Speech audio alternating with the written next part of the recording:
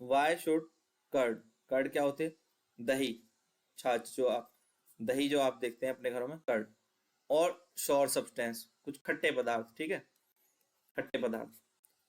तो इनको हमें should not be kept in brass और कॉपर वेसल्स, इन्हें हमें कॉपर और ब्रास के जो बर्तन हैं उनमें नहीं रखना चाहिए। क्यों, क्या रीज़न है कि हम दही को या जो खट्टे पदार्थ हैं उन्हें चांदी के बर्तनों में, सॉरी चांदी नहीं, ब्रास के, तांबे और पीतल के बर्तनों में नहीं रखते हैं, ठीक है। तांबे और पीतल के बर्तन जो होते हैं, ब्रास और कॉपर के बर्तन, ठीक है, तो उसमें क्यों नहीं रखना चाहिए ये बताना।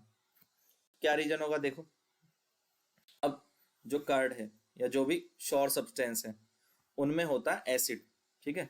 जैसे हम बात करें तो दही में होता है लैक्टिक एसिड, लैक्टिक एसिड होता है दही में।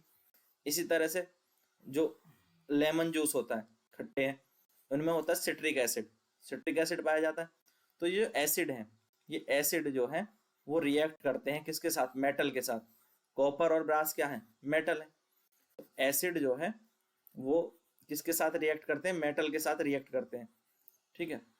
अब मेटल के साथ रिएक्ट करेंगे तो इससे क्या होगा कि जो मेटल है, ब्रास और कॉपर है, वो कोरोडेड हो जाएंगे, उन पर कोरोजन आ जाएगा, जंग लग जाएगा। और उनके जो छोटे छोटे पार्टिकल्स हैं, मेटल के जो छोटे छोटे पार्टिकल्स हैं, वो निकल करके वो कहाँ चले जाएंगे? खाने के अंदर चले जाएंगे, फूड में आ जाएंगे।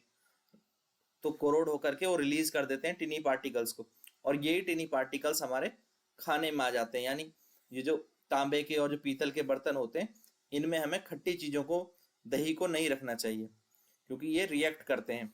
क्योंकि एसिड और मेटल एक साथ रिएक्ट करते हैं, और रिएक्ट करने से क्या बनता है? सॉल्ट बनता है, ठीक है। एसिड और मेटल के रिएक्ट करने से क्या बनता है?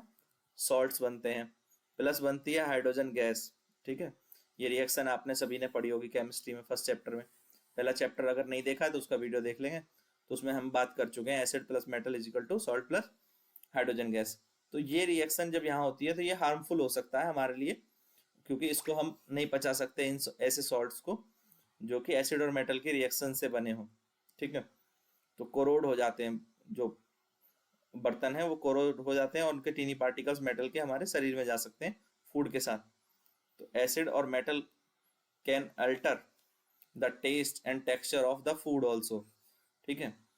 फूड का जो टेस्ट और टेक्सचर है वो भी बदल जाता है, क्योंकि एसिड तो वो है ही खट्टे पदार्थ, और मेटल वो बर्तन से मिल गया, तो ये एक साथ रिएक्ट करते हैं, और उससे जो उसमें हमने फूड रखा था जो, तो उसका जो है टेस्ट और कलर भी बदल जाता है, जिससे कि हो सकता है वो हमें खाने में अच्छे भी ना लगे, ये अनप्लेजेंट हो सकता है हमारे लिए, making it unpleasant to consume. Clear है बात?